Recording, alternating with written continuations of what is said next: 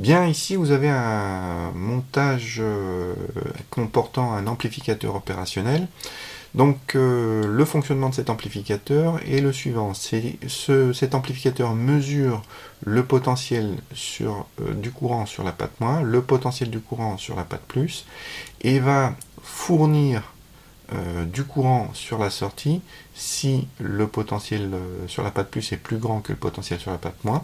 Donc j'ai oublié de préciser, mais on ne le note jamais, ce composant est alimenté donc, par une alimentation. Donc ici, ce sera en plus ou moins 12 volts, donc plus 12 volts de ce côté-ci et moins 12 de ce côté-ci.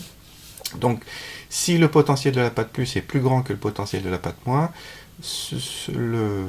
vous avez du courant qui va partir du 12 volts et qui va aller sur la sortie de votre amplificateur.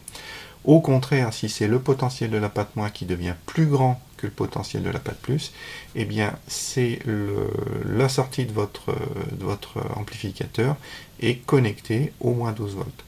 Et vous avez donc une extraction du courant.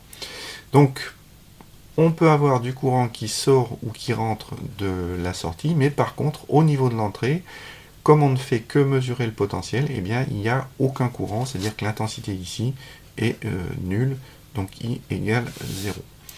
Alors ici, dans ce montage, on retrouve ici un pont diviseur de tension, c'est-à-dire deux résistances l'une à la suite de l'autre. Ce pont diviseur de tension est alimenté par une tension de 10 volts, par un potentiel de 10 volts. Et la question consiste à trouver donc, la valeur du potentiel au point milieu, c'est-à-dire en A. Alors, deux remarques, deux façons d'aborder la chose.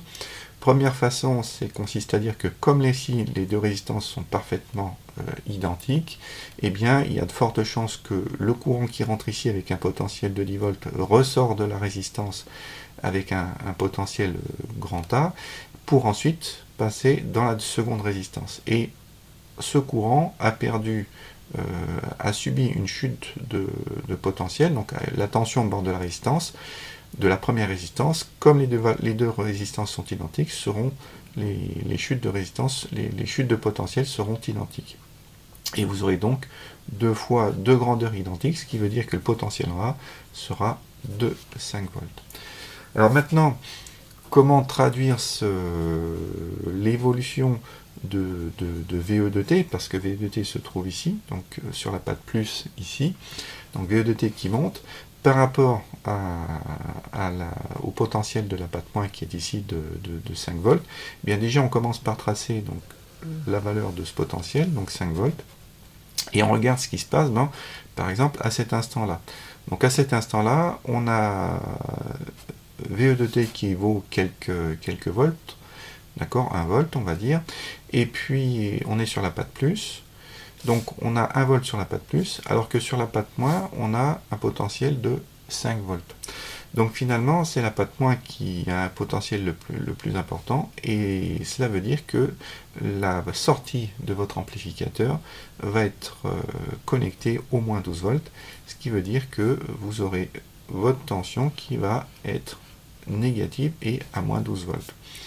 Et ça va durer tant que le potentiel de la patte moins est plus grand que le potentiel de la patte plus. Et vous voyez que la jonction des deux courbes se fait ici. Et bien c'est à cet instant que vous aurez un basculement, comme ceci. Et basculement, pourquoi? Parce qu'à partir de ces instants-là, vous avez le potentiel de la patte moins qui vaut toujours 5 volts, mais par contre le potentiel de la patte plus qui est plus important, et vous aurez donc la sortie qui sera connectée aux 12 volts. Et vous aurez donc ce signal. Et vous aurez une alternance à chaque rencontre ici, donc comme ceci et comme ceci. Voilà pour le fonctionnement de ce montage. Alors ce montage, c'est ce qu'on appelle un montage comparateur. On compare une tension d'entrée par rapport à un seuil. Et si cette tension d'entrée devient supérieure à un seuil, eh bien on active la sortie.